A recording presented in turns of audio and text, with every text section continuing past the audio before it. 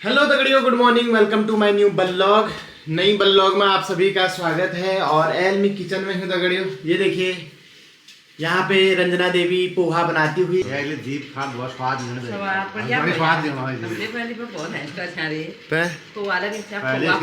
खाली दोहरा चेल बनाम कर तू मिलने पोहा पोहा कबे हाँ भी वो चेली तो मान लीजिए पोहा बहुने मैं दुल्हन यहाँ आप सासो ना लीजिए, आप बैगा लीजिए, आप लीजिए पोहा बहुने। हमारे गीतांशी आराम शुरू है दगड़ियों। गीतांशी कह रही है कि मेरे लिए भी बनाओ पोहा, मेरे को तो तुमने छोड़ ही दिया। हमार पोहा रेडी हो दगड़ियों। ये देखो बढ़िया गर्मा गर्म खिलखिलान पोहा तैयार छो। साथ में देखो कॉफी भी बनी हुई है गाइस। पापा सुबह सुबह मेहंदी करा के ला गए गाइस। ये देखो क्या बात, गजब लग रहा है पापा, गजब लगने के लिए तो किया है। ये मूंगफली के दाने हैं दोस्तों, जो कि हमारे उपमा और पोहा बनाने के लिए यूज होते हैं। यह क्यों पत्ता है तुम का? जैसे तुमने तो सिर्फ डाड़ू और पनुले देखे ना, एक है डाड़ा को, एक है पण्या को।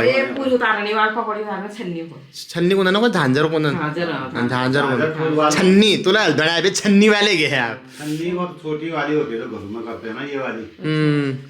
पापा एक झांझर वो भी तो होती है जो मंदिरों में बजाते हैं, उसको भी तो झांझर ही बोलते हैं।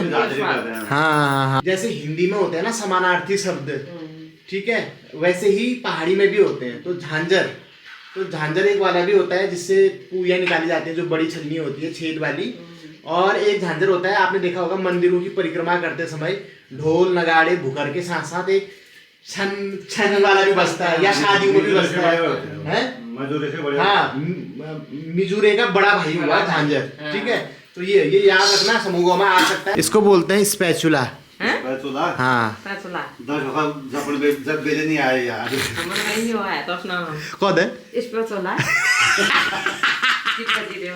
बात कौन है? स्पैचुला ने स्पैचुला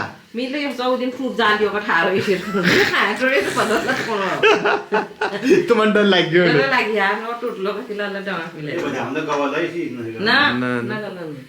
उसके लिए होता है ये ना, एक्चुअली उसी के लिए होता है, पराठे वराठे को पलटाने के लिए, इन चीजों के लिए कहते हैं।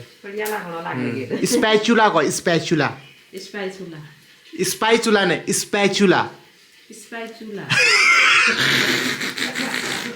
स्पैचुला शाबाश। अंग्रेज मतलब हाँ, अंग्रेजों का हाउ आर यू, हाँ, व्हाट इज दिस, हाँ, what is this, this is spatula. मूंगफली भुट्टू। इस कमरे में मेरी दो देवियां रहती हैं, एक बड़ी देवी और एक छोटी देवी दोस्तों। ये है बड़ी देवी, हम सब छोटे हो गए अब। हाँ, ये भी सही कह रहे हो। ये तो अभी साक्षात देवी का रूप है। ये इसलिए भी ना क्योंकि अभी इसको संसार का कुछ पता नहीं है ना, अभी ये वो है। देवी तो यही है हमारी। अरे ये तो अब कंचक में भी जाएगी। मेरी देवी मैया कंचक में जाएगी, फिर मेरे सब्सक्राइबर्स को आशीर्वाद देगी, है ना। ले ले ले ले ले। तो दोस्तों इसी बीच पहाड़ी पैराडाइज में दो बहुत ही खास शख्स पहुंचने वाले हैं। देरानी और जेठानी का। मैंने बोला था ना, ताऊ जी अकेले कहीं भी नहीं जाते, हमेशा ताई जी के साथ जाते हैं, ठीक है। वो तो परसों मजबूरी में नीरज के साथ आगे, ताई जी कहीं गई हुई थी उस दिन।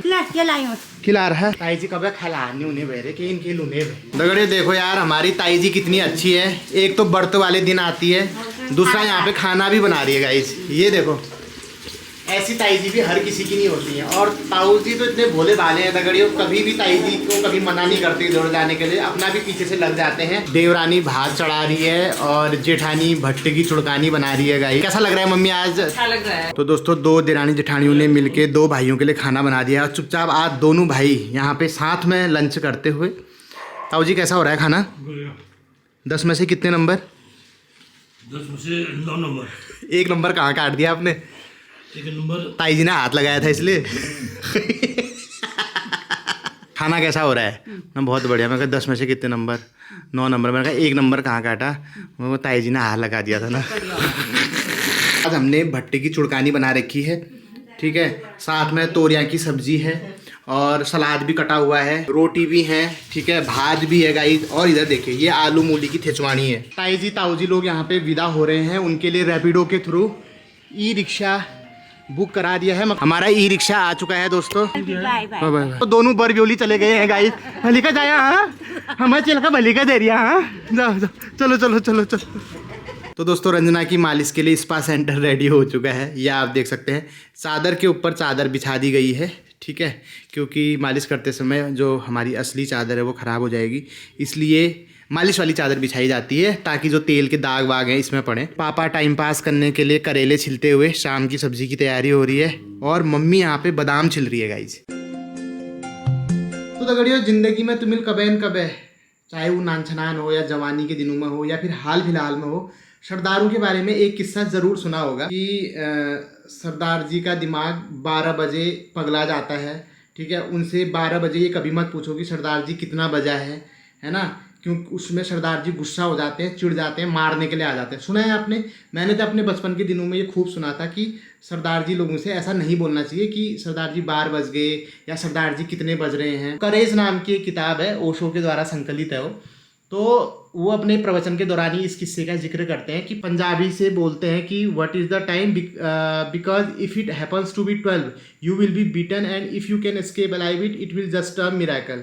It is just for a very philosophical reason but when philosophy comes into the hands of fools this is what happen. तो वो बताते हैं कि जो हमारे सिख रिलीजन के जो संस्थापक थे आदरणीय गुरु नानक जी, ठीक है, तो वो एक बार प्रवचन दे रहे थे, तो उन्होंने अपने फॉलोअर्स को, अपने जो संगत में बैठते थे वहाँ पे, जो उनको सुनने के लिए आते थे, उनको समझाने के लिए, आत्मा और परमात्मा के बारे में समझाने के लिए उन्होंने घड़ी की सुइयों का एग्जाम्पल दिया। उन्होंने ये बोला, जब आत्मा परमात्मा से मिल जाती है, ठीक है, जब इंसान समाधि की स्टेट में पहुंचता है तो उसकी स्थिति घड़ी की उन 2 सुइयों की तरह होती है जब दिन के 12 बज रहे होते हैं। वो जो घड़ी है उसमें दोनों सुइयां एक दूसरे के आगे पीछे होती हैं, ऐसे। वो दूर से अगर आप देखोगे तो एक सुई दिखती है। एम आई राइट? बिल्कुल। समाधि जैसा ही होता है जब इंसान मर जाता है, जब उसकी डेथ हो जाती है, तब भी वो क्या होता है, बिल्कुल अपने परमात्मा के पास पहुंच जाता है। वो भी एक समाधि की स्टेट है जब वो शरीर छोड़ देता है। उसमें भी उसमें क्या आ जाती है,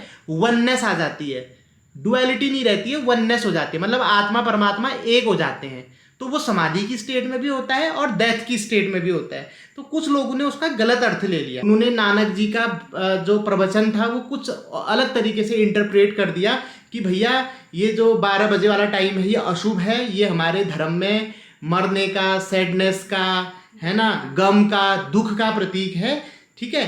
तो इसलिए वो 12 बजे वाले टाइम को अशुभ माना गया उनके उसमें। तो यही कारण है दोस्तों, जब सरदार जी लोगों से बोला जाता है कि सरदार जी 12 बज गया या सरदार जी कितने बज रहे हैं, 12 बज रहे हैं, तो वो चिढ़ जाते हैं। जिन लोगों को इसका रियल मतलब नहीं पता है वो लोग चिढ़ जाते हैं। उनको लगता होगा कि जो 12 बजे हैं वो डेथ से कंपैरिजन करने लगते हैं, वो 12 बजे का कि डेथ की स्टेट आ सकती है, इसलिए जैसे 12 बजते हैं वो अपनी घड़ी का टाइम चेंज कर देते हैं। तो जबकि 12 बजे का मतलब डेथ से भी था और 12 बजे का मतलब समाधि से भी था, लेकिन उन्होंने सिर्फ डेथ वाले मतलब को तो सीरियसली ले लिया, समाधि को नहीं लिया। नानक जी के कहने का मतलब ये नहीं था कि 12 बजते ही वो अशुभ काल शुरू हो जाता है या उसमें मौत होती है। नानक जी के कहने का मतलब था 12 बजे जैसे घड़ी की सुइयां 2 होते हुए भी 1 हो जाती हैं, वननेस की स्थिति आ जाती है। तो आप लोगों ने ये किस्सा सुना था या नहीं सुना था, या मेरे किसी सब्सक्राइबर ने किसी सरदार जी के सामने ऐसा बोला हो उनको छेड़ने के मकसद से, तो उनका क्या रिएक्शन था, अपने अनुभव जरूर शेयर करना। तो दोस्तों शाम के 4 बज रहे हैं और अभी मेरे एक सब्सक्राइबर का फ़ोन आया है कि पवनदा जल्दी से आओ, काफ़ल खाने हैं। तो वो मेरे लिए काफ़ल लेके आए हैं पहाड़ से, ठीक है। तो सबसे पहले तो मैं उस सब्सक्राइबर का बहुत बहुत धन्यवाद करना चाहता हूँ। आज तक मैं उन सब्सक्राइबर से मिला नहीं हूँ, हो सकता है कि वो काफ़ल के बहाने मेरे को किडनैप करके ले जाएँ, तो इसलिए मैं ये व्लॉग बना रहा हूँ ताकि सनद रहे, मेरी घरवाली को पता रहे, ठीक है। तो मैं जा रहा हूँ दोस्तों, अगर काफ़ल मिले तो ठीक है, वरना सीधे फिर कहीं कहीं और ही मिलेंगे। बच रही है। तो दगड़ियों फाइनली मैं आ गया यहाँ शिफ्ट मणि बैठा है अनिल मगा। अब कहती किडनैप जो ना करना है काफलना चक्कर में। तो हमारे रावल जी हैं, सुंदर रावल जी इनका नाम है। राजू कैसा लग रहा है पहले? बहुत ही बढ़िया पौंदा, बहुत ही जबरदस्त। मतलब पौंदा ना पहाड़ में, मतलब हल्द्वानी में रह के ना पहाड़ को भूल नहीं पा रहे भाई, काफल मंगवा रहे हैं। और मेरे सब्सक्राइबर ऐसे हैं जो मेरे को भूलने ही नहीं दे रहे हैं। बिल्कुल। ये आप देखो, दाजू ने खुद ही बोला यार पौंदा काफल खाओ। मैंने कहा यार नेकी और पूछ क्यों नहीं खाएंगे। बिल्कुल ठीक है। और दादा हमारे लिए काफल लेके आए और ये मेरे सीजन का पहला काफल है। सही में? सही में पहली बार खा रहे हो? पहली बार खानी है टाइम में। पुलम खाए नहीं खाए पुलम भी नहीं खा रहा। अब पुलम और आले हाल में बहुत बहुत धन्यवाद तुम्हारा 19 बचरो तुम्हारा खुटम मैं बयान हो रहा यार है जल बिना ब्यान लो मेरे बहन 19 तो अपन डेली सर्विस कहाँ से है? Daily Pithoragarh Haldwani daily daily per day 3 गाड़ियां हैं, तीनों भाई चलाते हैं। क्या वो तीनों स्विफ्ट डिजायर हैं अलग अलग? भाई साहब तो दोस्तों अगर आप लोगों को भी जितने भी हमारे मेरे को देखते हैं हल्द्वानी के अंदर, आप लोगों को भी अगर पिथौरागढ़ जाना है या पिथौरागढ़ से हल्द्वानी आना है तो दाजू संपर्क करें। दाजू बहुत अच्छे इंसान हैं, ठीक है, और यंग हैं, बिल्कुल आपको बोर भी नहीं होने देंगे, बिल्कुल ठीक है। और साथ में ये पीणी खाड़ी लेना आते दगड़ियों पैसेंजरों को पिला देते हैं, ये अलग बात है अपना नहीं पीते हैं, ठीक है। और बहुत से ड्राइवर जो हमारे पहाड़ लाइन में भी देखूं दगड़ियों दम अमले मारनी, ये दम भी नहीं मारते हैं, कब तक पाद मार लेनी लेकिन वो नहीं करते।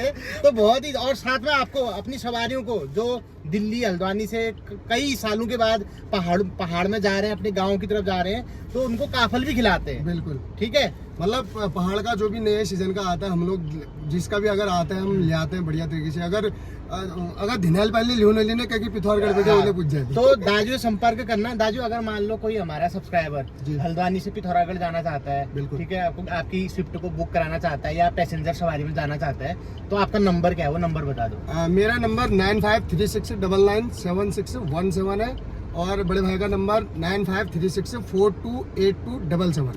तो किसी में भी कॉल कर लेना, बात एक ही पड़ती है, भाइयों का मिलन एक ही तो है। देखो तो दोस्तों प्यार ऐसी चीज होती है, प्रमोशन करियामी हजारों रुपए लेंगे काफिल में करियामी देखना तो। लेकिन अब दादी मेरे लिए दिनाली पानी सब बोके के लाएंगे सब वहाँ आएगा, सब से। ये आएगा। हमारा समझौता हो गया है। मैं आपको बता दूं हमारे सुंदर रावल जी को वीरता पुरस्कार भी मिल चुका है राष्ट्रपति की तरफ से, क्योंकि मैं आपको बताऊं उसका रीजन बताता हूँ। जब भी उत्तराखंड के अंदर कभी भी किसी का पिकअप गाड़ी आड़ी फंसती है तो ये मुंह सी खींच के उसको लेके आते हैं, तो इसलिए राष्ट्रपति ने इनको सम्मानित भी किया है अपने घर से। एक कटोरी में काफल सामने वाली आंटी जी के लिए भी निकाल दिए हैं दगड़ियों। अब वो भी कहाँ से सकते हैं दगड़ियों, वो भी हमारी तरह यहाँ हल्द्वानी में बस गेट है ना, पहाड़ का रस है, चख लेंगे थोड़ा सा। आजकल आंटी जी तो यहाँ पे हैं नहीं, अंकल जी हैं और भाभी जी हैं, और अंकल जी को काफल बहुत अच्छे लगते हैं। अंकल जी के गालों में जो सुर्ख लालिमा है ना, वो पहाड़ में जो उनने पहले काफल खाए हैं उन्हीं की वजह से है। तो अंकल जी बहुत पसंद करते हैं काफलों को। थोड़ा सा पहाड़ से चौलाई भी आई थी, तो चौलाई भी लेके आते हैं, टपकी बना लेंगे। फाइनली पहाड़ी पैराडाइज में काफल पहुंच चुके हैं। कितने बढ़िया काफल हो रखे हैं गाइस। बचपन में हरा भयो, जवानी में लाल, बुढ़ापा में काला भयो, करो पंछी विचार।